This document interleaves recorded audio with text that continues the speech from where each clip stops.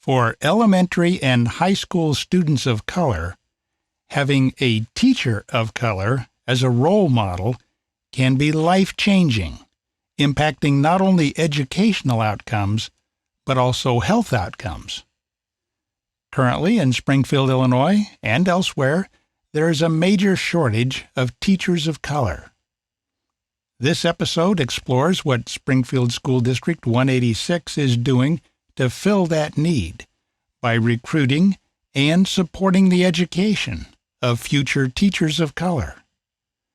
For the right people, opportunity knocks, but the time to apply is now. Public Health Matters, brought to you by the Illinois Public Health Association. Welcome to Public Health Matters. I'm your host, David Risley. Our guest today is Jamar Scott, who's the Chief Equity Officer and School Improvement Officer at Public School District 186 here in Springfield. Welcome, Mr. Scott. Thank you very much. Now, we're going to be talking education today, and there are probably some people listening who are wondering, what's education got to do with public health? Well, the fact of the matter is there's a direct correlation between public education, or rather education outcomes, and public health outcomes. And what Mr. Scott and others have found is that there's also a direct correlation for students of color between their education outcomes and whether they have teachers of color. That's what we're going to talk about. So, Jamar, would you explain what it is that you and District 186 are doing to address this issue of the need for more teachers of color and the need for those people for some help in becoming teachers? Yes. So our school district has a court-mandated desegregation order that was finalized in 1976. So that law, or that desegregation order, mandates that our teachers of color must also mirror the Springfield population. So as I said, this was 1976, and we are 46 years later. And as of this moment, we have still not met the mandates of that desegregation order. We would need to have black teachers, right around 20% of our teaching staff to be black teachers. I mean, the desegregation order was primarily aimed at increasing black representation within the teaching population.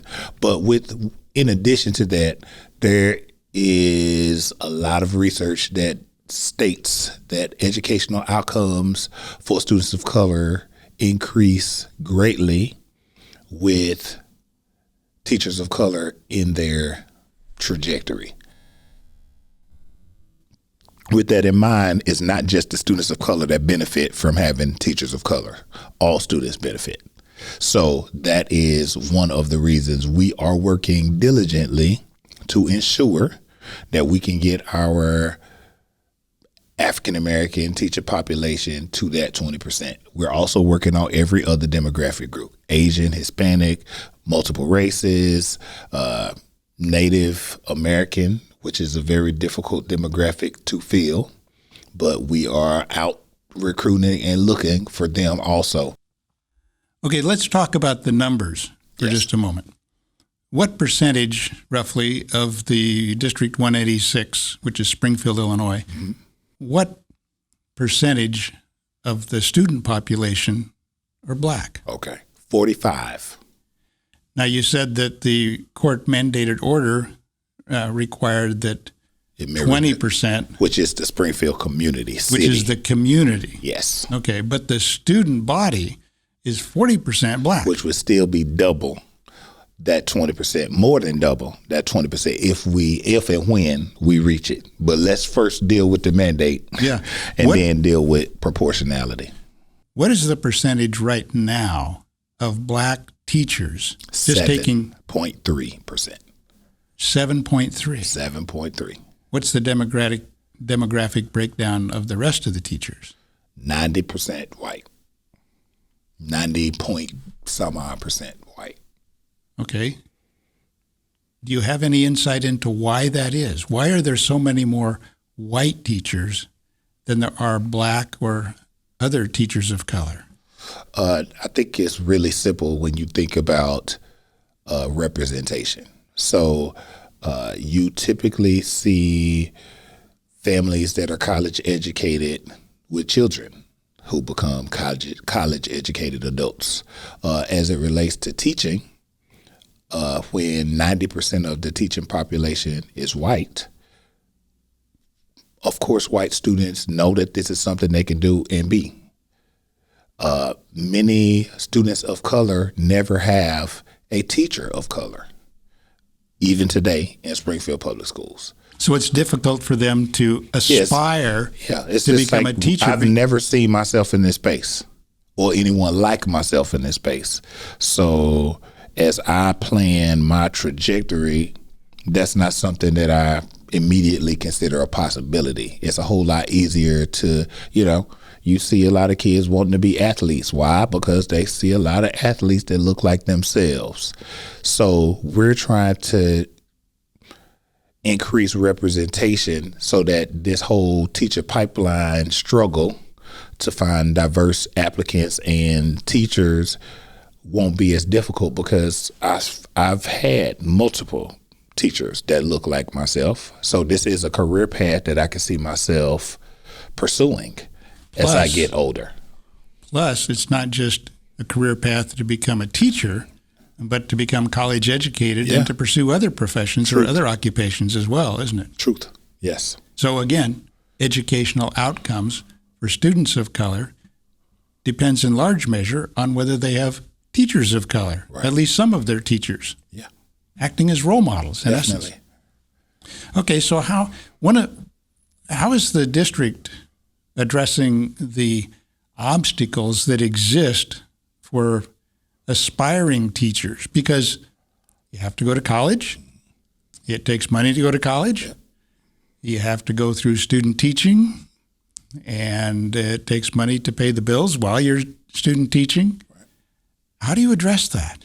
So we have allocated $2 million of ESSER 3 funds to help diverse future teachers to go to college, to get certified, and they commit to 5 years working in the district. So what that $2 million covers is tuition, fees, books, and if they are district employees while they student teach, we will provide a substitute for their classroom with the funds so that they can maintain their salary while they student teach. You said ESSER. What is that? Elementary and secondary relief funds.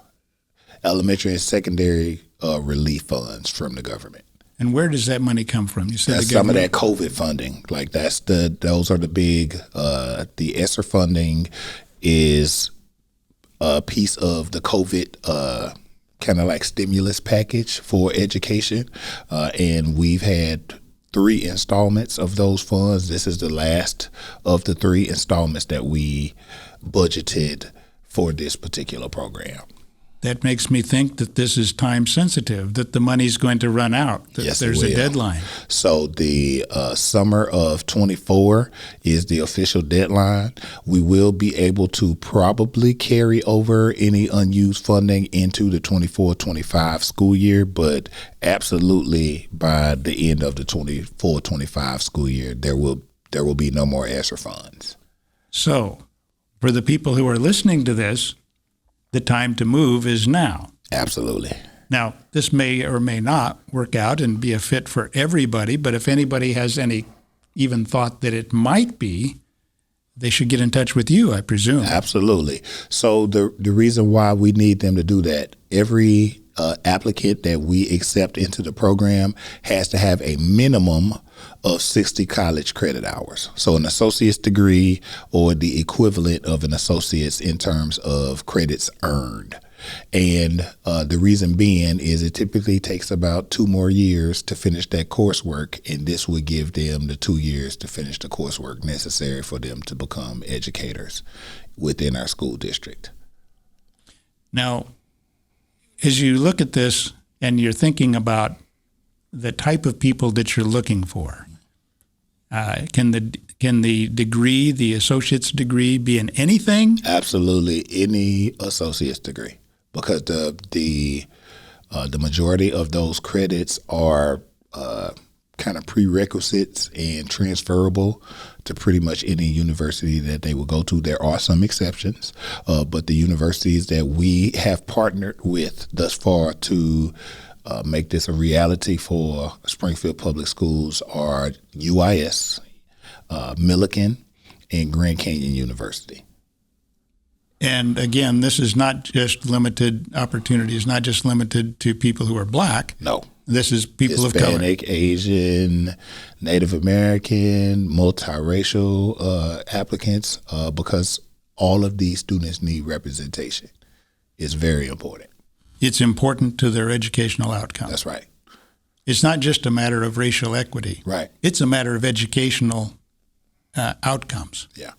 Now, I've heard you describe what the mission statement is that relates to this and other programs for the district. Right. So the definition of equity that we use. Yes. It's providing the personalized or the individualized resources needed for every student to be successful.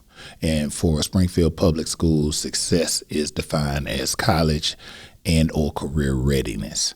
So that when they leave our schools, if they choose to go to Harvard, they can go to Harvard. If they want to go to ITT Tech, they can go to ITT Tech. But they're prepared to enter the career fields of their choice. Does that mean that everyone gets the same educational Absolutely program? Not. Absolutely not. So that's the whole point of equity. It's not equality. It's not everybody gets $50. Some people don't need $50 because they have thousands in their bank accounts, right? But that $50 might be life-changing for this one individual or family. And it's the same academically. Not everyone needs reading support. Some do. So for those students that need that individualized literacy support, we will provide those. Some students need math support. Some students just need emotional support. So we give them what they need individually to be successful with a goal that we have set of college and career readiness. And this would be the same with people who have, for some reason or another, other special needs. Yes, absolutely. There are a lot of programs where there's extra assistance for people who need extra assistance to achieve these desired outcomes in our education system. Absolutely. All right. So now, how do people get in touch with you? So the easiest way to reach me is to reach Miss Jennifer Stapleton. And her email is very simple. It's JSTAP, JSTAP, at SPS186.org. Would you repeat that? JSTAP, JSTAP, at SPS186.org. Or you can call 217-525-3017. And you can ask to speak to myself, Jamar Scott. If I'm not there, you will be directed to Jennifer Stapleton, who will schedule a meeting for us. And we're looking to double the number of individuals participating in this pipeline before August. Now, if anybody forgets all of that, they can always go to the District 186 website Or look at administration. There's a list of people, right, and you're one of them. Yes. And there's your email address. Or even simpler number, 525-3000. 217-525-3000. That's our district main line. And if you call that line and ask for, myself or Jennifer, they will direct you to us. Okay, now you're an example of what you're talking about. I'd like to explore just a little bit your your own personal story of your educational path, where you came from and how you got where you are today and where you're going. Right. So my educational path, I think I was always meant to be a college-educated man. My parents stressed the importance of a college education my entire life. I don't know a moment in my existence where that wasn't the expectation. Were they college educated? They were not. They began college, but they, due to life, were not able to finish. So this was a very important benchmark for me, for them. And in terms of economically, how was your family? Where did they fit on the scale? We struggled. My dad was a pastor and a plumber. So, feast or famine. The phone calls are coming in. It's great. Phone calls not coming in, not so much. So we had some times where we struggled financially growing up. Significant periods of time where that occurred. But we always, one, had faith in God. Two, always knew that if we worked, that we would benefit from our efforts academically. So I committed myself to an education. Worked really hard to get my bachelor's degree, earned that from Harris-Stowe State College in St. Louis. Got my secondary math teacher degree, and later went to SLU and obtained my master's to become an administrator, and currently at SLU now completing my doctorate of education in educational leadership. So you're an example. You did not come from a privileged background. No, sir. Your parents weren't college educated. There's a lot of people that are going to be listening. They're going to say, okay, well, that's kind of where I am right now. And yet you were able to get where you are now. And it was not easy. No, but there were a couple of things that you've talked about that you illustrate. One is you studied to get reasonably good grades. I don't know how your grades stacked up, but I also know that it doesn't take top of the class grades to get to some top high levels of education. You just have to do reasonably well, and you have to be consistent about it, and you have to persist. Don't give up. And the key to not giving up is don't let discouragement stop you. Right. Because that's part of your education.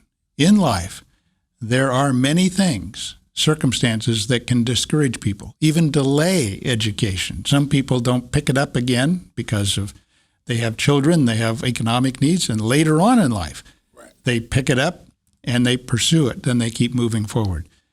You did those things. You kept moving forward, and here you're knocking on the door of a doctorate degree. Dr. Scott. One day. Yeah, it'll happen. That's right, because you kept going. Right. Well, you're an example of what you're talking about. And then here you are, the district has turned to you and asked you to administer and help administer this program to help others follow a path like you have yourself pursued. Right. And then you have the opportunity in working with students of color to be a role model for them just by being who you are. Yeah. I think one piece that I don't want to get lost by lack of articulation is that we want equity for every child. Like, it's not particular, to students of color. Like, there are multiple reasons and multiple inequities, which is why we focus in on teachers of color for students of color to change outcomes. But we want every student to receive an equitable education and leave our school district prepared for college and career. If you meet my former students, and I do get to see them as I travel around the school district now, you won't just see black students hugging Mr. Scott.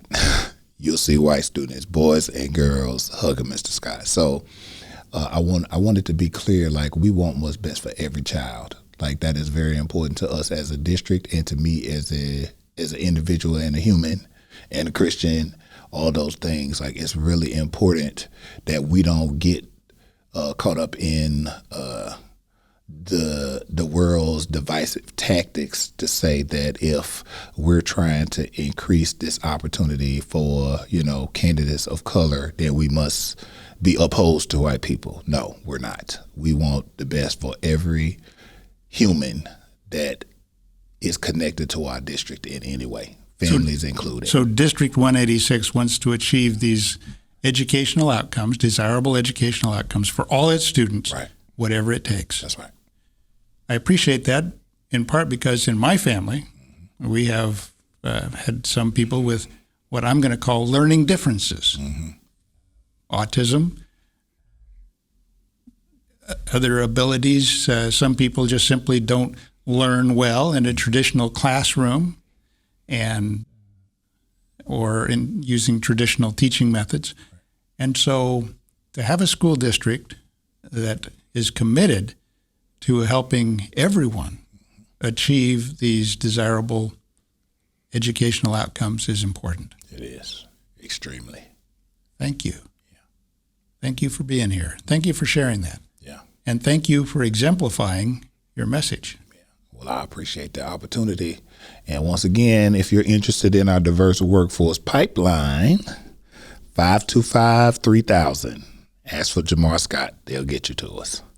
Great. We'll end on that. Yeah. Thank you. Thank you. Have a great day.